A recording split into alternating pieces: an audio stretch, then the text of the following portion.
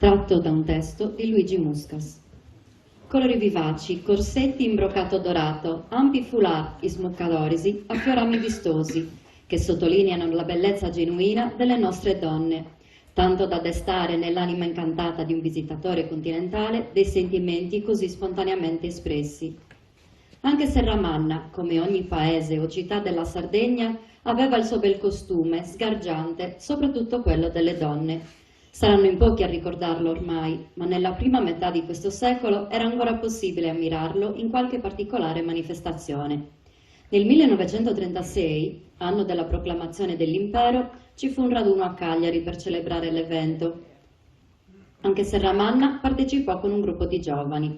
Partirono con le tracas inghirlandate e cariche di ragazze vestite di brocato e ornate di prendas e recadas, seguite da cavalieri in berritta e crazzoisi del Roda. Cantavano Muttetus a trallallera sui temi della ricorrenza. Quell'entusiasmo però fu di breve durata. Subito dopo, il cataclisma della guerra, la sconfitta, l'invasione americana si abbatterono su di noi, con la conseguente epidemia di americanismo che snaturò e snervò la società italiana e sarda. In questo contesto i vari costumi sardi apparivano come povere cose che stonavano in quell'esotico miraggio di opulenza che i conquistatori ci facevano balenare sotto gli occhi, e i nostri bei costumi furono relegati in soffitta, in pasto alle tarme, come patetici ricordi di una preistoria che non ci interessava più. Figuriamoci se i serramannesi sarebbero andati a preoccuparsi di conservarne almeno uno per ricordo.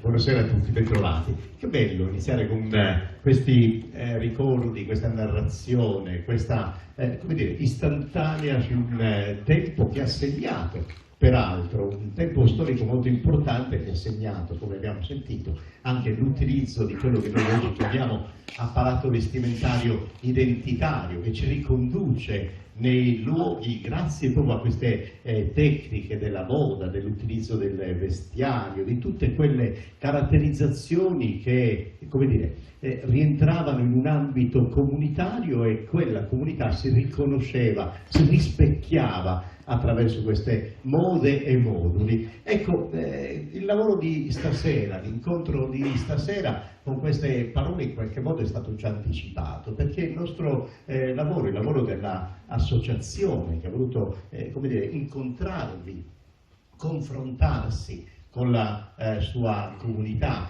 fare un po' il punto della situazione, condividere l'esperienza della ricerca. Ecco, questa sera insomma verranno messe in luce alcune esperienze che fanno parte non soltanto del patrimonio dell'Associazione di Cultura Popolare, delle tradizioni di Serramanna, ma proprio dell'intera comunità. Ecco perché è importante questa occasione di raccontarsi proprio nel proprio luogo. E stasera lo faremo facendo una riflessione attraverso quelle che sono non soltanto come dire, le narrazioni, gli sguardi dei viaggiatori del passato, quelli che hanno in qualche modo fotografato con la scrittura un'epoca, ma lo faremo anche con le iconografie, con i documenti come dire, filmati, cioè con le fotografie che hanno segnato insomma, questo periodo che è un arco temporale piuttosto ampio. Saremo,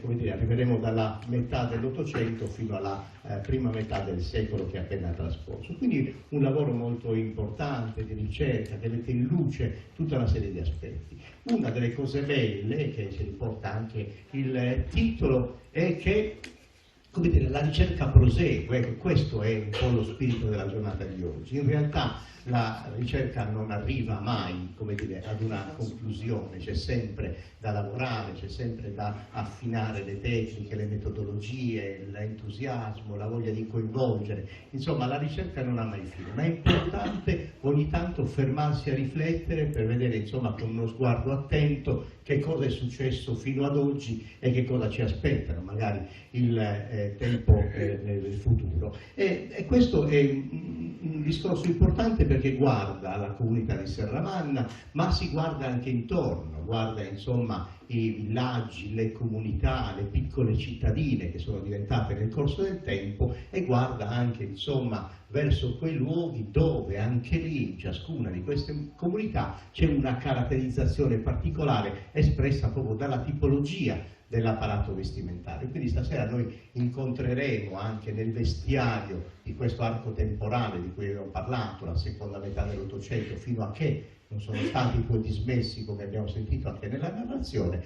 vedremo anche che cosa è accaduto e che cosa accade con la ricerca anche in paesi vicini, per avere anche questa occasione di capire meglio l'orgoglio di ciascuna comunità, come ciascuna comunità ha ricostruito il proprio vestiario popolare. Ecco, questi sono argomenti molto cari a chi vive, insomma, ultimamente il mondo del folklore. Dico ultimamente nel senso in questi ultimi 15-20 anni, dove c'è stata questa bella come dire, presa di coscienza, no? Nei confronti di questo mondo, uno sguardo degli attori, dei partecipanti, dei protagonisti verso non più la costituzione di un'associazione tanto per andare in giro a ballare, ma al contrario per riportare in luce quegli aspetti che davvero come dire, ripropongono un modulo e una moda, una tradizione, un riferimento culturale della propria comunità, nel modo più autentico possibile, ecco, senza quelle incrostazioni determinate, insomma, dalla creatività individuale. E questo è un rapporto che fortunatamente si sta creando, sta germogliando un po' al buio, come su Nennili, cioè pian piano tutte le comunità e le associazioni stanno lavorando in silenzio, eccetera, ma poi alla fine noi vediamo sempre degli ottimi risultati. Questi risultati, una parte li vedremo anche stasera, cioè il risultato del piacere di vedere qualcosa che davvero, come dire, ci riconduce alla comunità, a come le donne e gli uomini del passato usavano vestire, a come gli uomini e le donne del passato usavano manifestare la propria creatività nel costituire la tipologia del vestiario popolare, come le donne del passato utilizzavano le tecniche del cucito, del ricamo, del taglio, degli insiemi, delle colorazioni delle stoffe, insomma tutto questo universo straordinario che insomma si racchiude nella etnografia del vestiario popolare. E stasera insomma cercheremo di entrare nel merito, un po' con la collaborazione e la presenza di alcune associazioni che hanno portato una testimonianza, come vi ho detto, vedremo quelle certamente di Serramanna, ma anche di Sesto, di Monasteri, di Samassi, di Siliqua, di Villasor.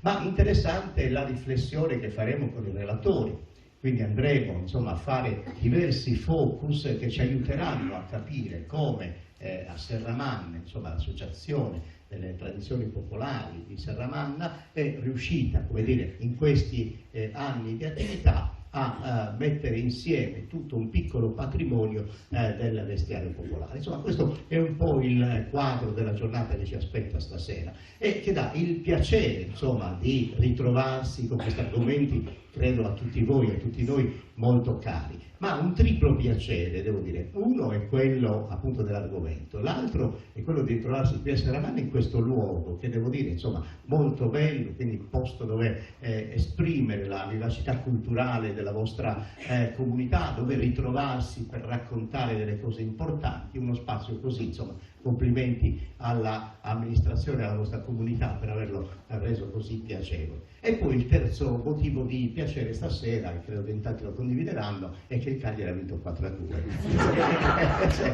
voglio dire, non è così una cosina mica da poco. Per cui, insomma, questo è un po' il quadro della nostra situazione.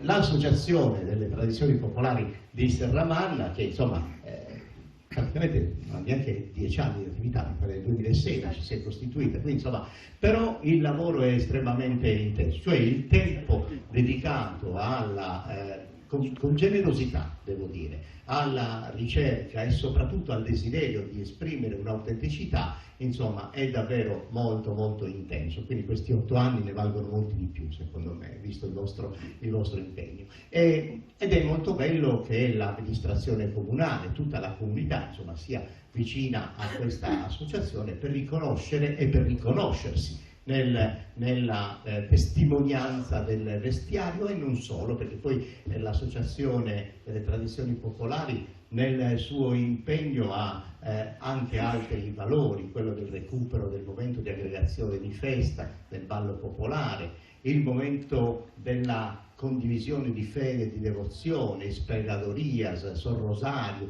tutti quei patrimoni, insomma, che sono presenti in tante comunità, ma in molte sono andate perdute, e qui insomma un contributo di come dire, alimentare questo mondo ce lo sta dando l'Associazione delle Tradizioni Popolari. Insomma, quindi complimenti anche per questo tipo di lavoro. Ma vorrei iniziare, prima di invitare i relatori, quindi prima di entrare in verticale, insomma, in questa giornata di lavori, che poi si concluderà, insomma, col piacere della musica, del zumbino, insomma, saremo insieme un paio d'ore con molto piacere stasera. Però ecco, vorrei aprire ufficialmente questo incontro con l'amministrazione comunale, che rappresenta tutta la comunità e che, insomma, con la sua presenza in qualche modo dà ancora più importanza e ufficialità a questo nostro incontro. Per cui vorrei invitare l'assessore alla cultura Giovanni Maccioni per un suo saluto istituzionale.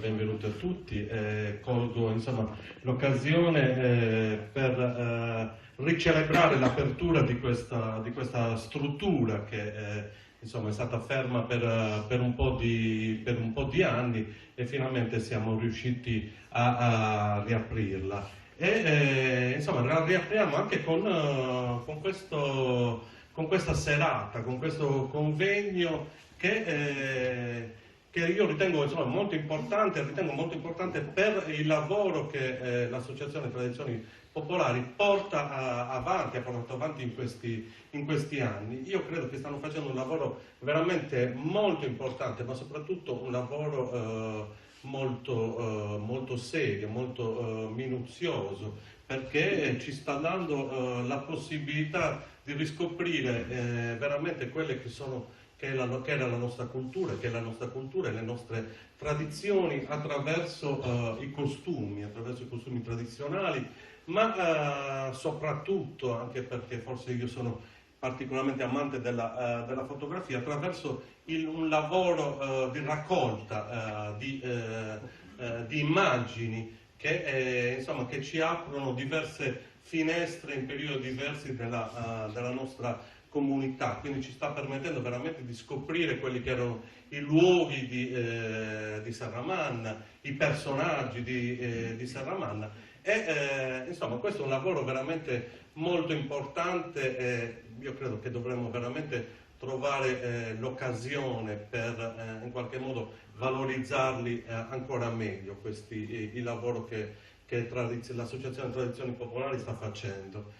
E insomma ci sarà sicuramente un modo per farlo questo, però grazie, in questo caso qui grazie ai social si ha la possibilità, insomma, di condividere queste immagini, e insomma voglio ringraziare veramente Tradizioni Popolari per il lavoro minuzioso, soprattutto, insomma, anche nelle fotografie, quindi soprattutto nel lavoro di recupero delle fotografie. Stasera, insomma, sarà una serata dove condivideremo tante cose, come diceva, insomma, il dottor Nieto nell'introduzione, e condivideremo la bellezza dei nostri abiti, e niente, io concludo qui e ringrazio tutti gli ospiti, i relatori che interverranno stasera, ma anche insomma, le donne che sono venute qua in costume degli altri comuni,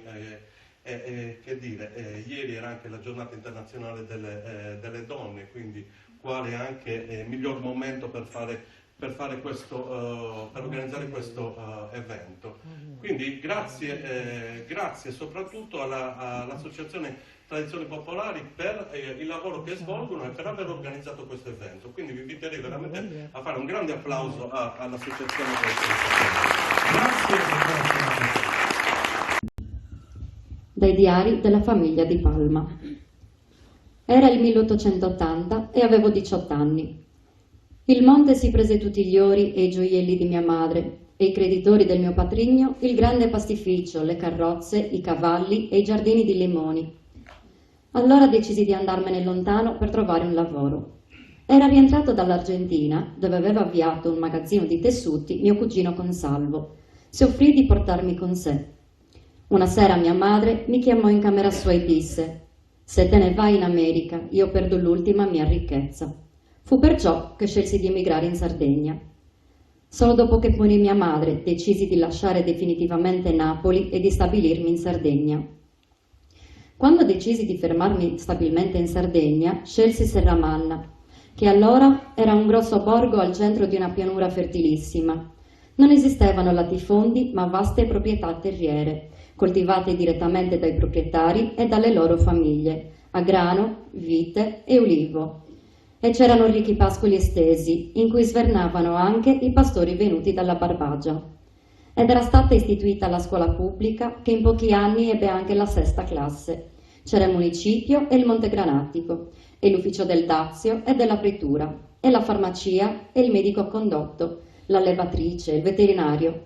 E la gente era laboriosa, ma gaia e festaiola, e gli artigiani bravissimi, famosi in tutto il circondario per la loro competenza.